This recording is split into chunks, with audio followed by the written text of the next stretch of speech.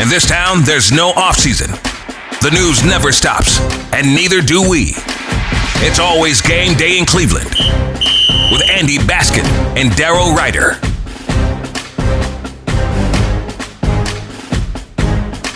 It is always game day in Cleveland, brought to you by Smiley One and Bryant, Northeast Ohio's premier heating and cooling solution. Daryl, 27-14 loss to the Steelers.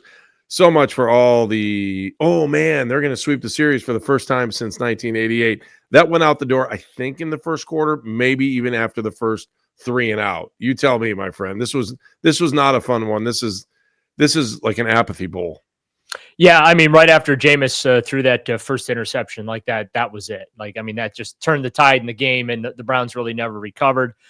Dustin Hopkins still has the yips. Another banner contract extension done by Andrew Berry, who is not having a good year with this roster. So many disappointing players underperforming this year.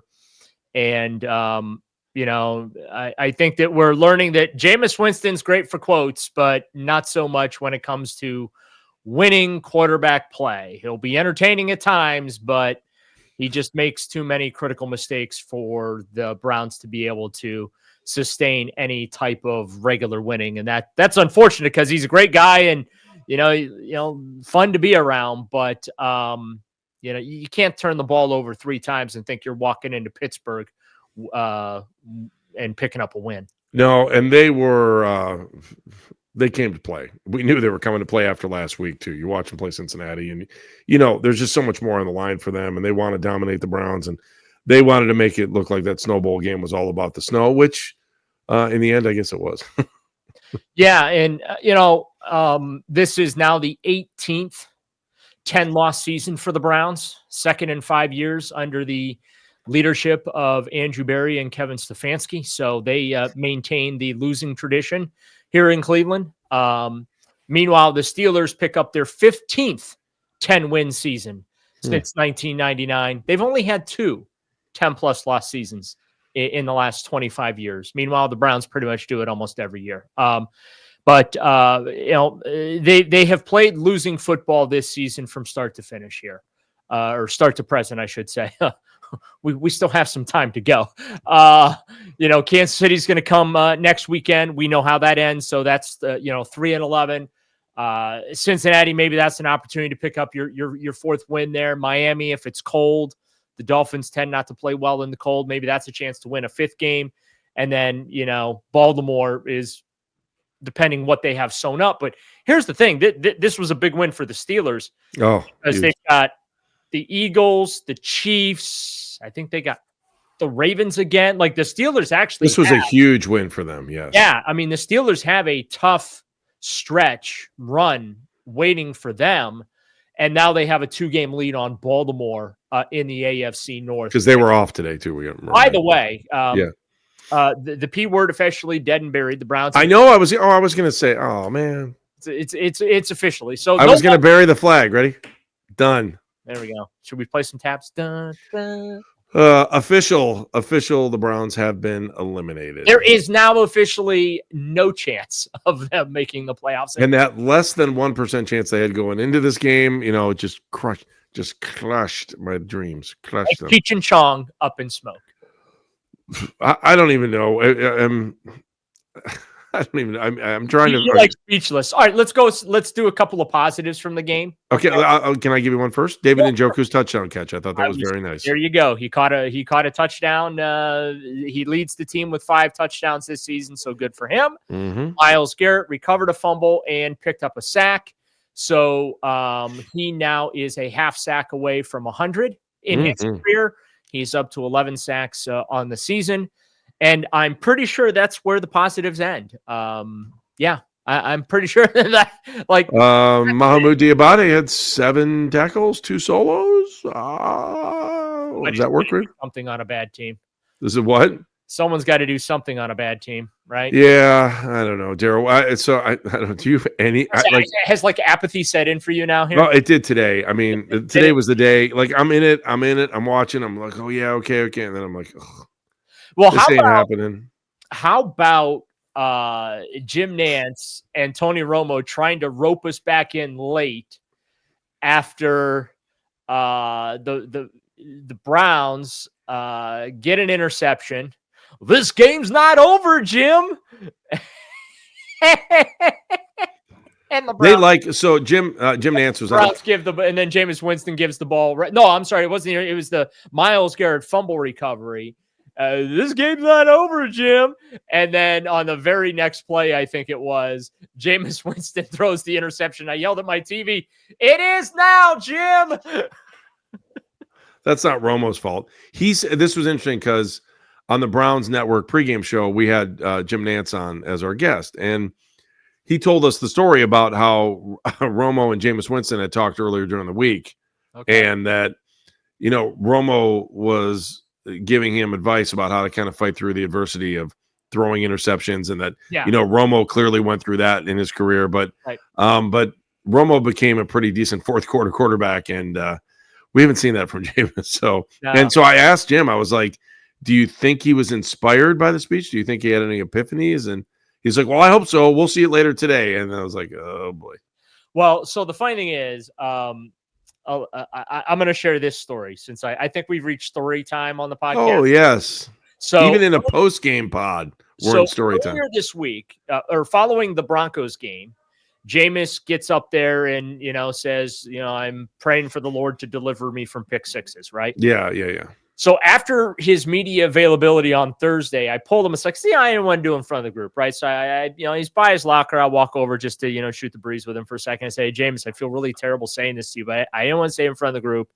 And I mean this to be as lighthearted and funny as possible, because you gave the quote of a lifetime after that Monday night game. But I just want to let you know, being the man of history you are, you should know this.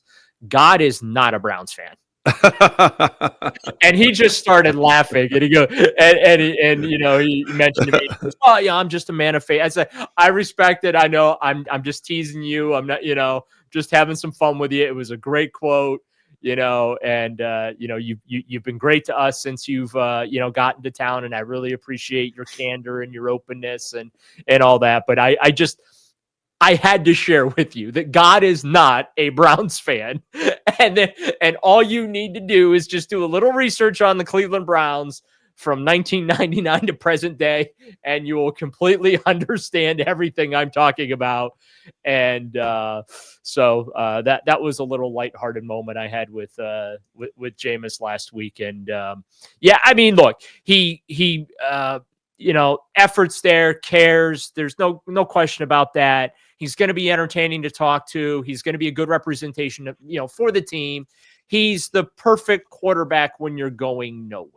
And I guess after the game, there were some questions thrown at Kevin Stefanski about whether or not he was going to stick with Jameis Winston. I just feel those questions are moot at this point, number one.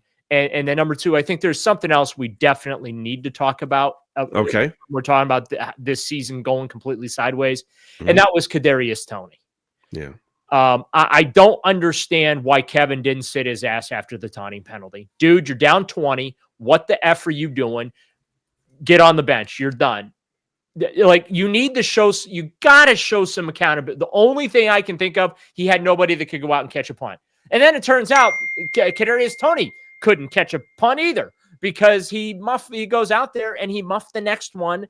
And that was like the thing that popped in my head. He should have never been on the field to begin with to muff that punt. Kevin Stefanski should have sent a message right there. You know what I'm saying? I wonder why he didn't, or if he likes to send messages. I don't know. I'm sure he'll get asked about it. I don't know if he got asked about it after the game, but if he didn't, I'm sure you will ask him about it on the Monday debrief, right? Yeah, well, I'm going to bring it up. Absolutely, I'm going to bring it up, because I just think that's a situation where you send a message to the team as well. That, because they were playing really, really hard. And, Romo and Nantz were referencing it, hey, this doesn't look like a 3-9 football team. They're really playing for Kevin Stefanski. You can see that. That was obviously before the second half meltdown there. Yeah. And then, Dustin Hopkins totally deserves the dunce cap too, because his missed field goals at the end of the first half and at the end of the opening drive of the second half, ended up being a 13-point swing that basically won the game for the Pittsburgh Steelers instead of it being a 13-13 tie. Because you're talking 43 and 38, very makeable, missed them both, one wide left, one wide right. Pittsburgh, to open the second half, they take the ball after the missed field goal, walk right down the field, get the touchdown, and now all of a sudden you're down 20-17, and the ball game is over for all intents and purposes. So 20-7, I'm sorry, not 20-17, but you're down 20-7 instead of being tied 13-13. So Dustin Hopkins and Kadarius Toney are the dunce cap wearers from this game. Oh, so we're not giving out balls anymore. We're giving out dunce caps. We've reached I think we've reached that point in the season. All right. Well, then you'll like this one. I, of course, had to go to Tankathon as soon as I had the opportunity to see where we are in the draft. And do we need drum roll? We're not even doing that right. Do you know how many teams have 3 or less wins? And I'm looking at this right. The Tennessee, Jacksonville, they're not in yet. So 8. We are the best of the we're the best of the 3 lost teams. So as I look at this, the Jets are 3-10, Tennessee's at 3-10, Jacksonville's at 3-10, Carolina's at 3-10, New England's at 3-10, and then the Giants and Vegas are up top at 2-11. So they're going to have to figure out a way to lose some more of these games if they really want to get a better draft pick. I'm just saying. And you know what? I don't think that's going to be that difficult. So let's be glass half positive then. They can get that done. And if they do that, they did something right. Well, here's another thing. I think we need to congratulate our fine friends in New York, Fireman Ed and the Jets fans there for surpassing the Cleveland Browns playoff drought. The Browns, of course, went 13 years without making the playoffs. So congratulations to the Jets. It's been 14 years. JETS. LLL. Daryl, I'm done. I can't, like, this game just sucked the life out of me. It did. It sucked the life out of me. I'm just telling you. Well, let's come back. We'll talk. Let's regroup. We'll come up with new things to talk about with this team because right now it is apathy. And they're, Myles Garrett, okay. David Njoku touchdown, okay. But I mean, they just shot themselves in the foot. I mean, that's the thing. It's and Jameis said this after the game. The Pittsburgh Steelers didn't beat the Cleveland Browns. The Cleveland Browns beat the Cleveland Browns on Sunday, right? I mean, pre-snap penalties, the personal foul penalties, the turnovers, they beat themselves. And they've been doing that a lot this year. They're 3-10. They're officially eliminated. The season, it was flushed weeks ago. I hate to say I told you so, but this is what as we were getting early in the season, and nothing has gotten better, right? Nothing's really gotten appreciably better. It's marginally better with Jameis Winston at quarterback. The problem is Jameis giveth, and then he giveth to the other team, and that's kind of a little bit of an issue there. So for all the folks that were ready to be like, oh, they got to bring back Jameis next year. The only way I think I bring him back next year, Andy, is if winning is no longer a priority and you just need somebody to play the position. Amen. All right, I'm done. You're done?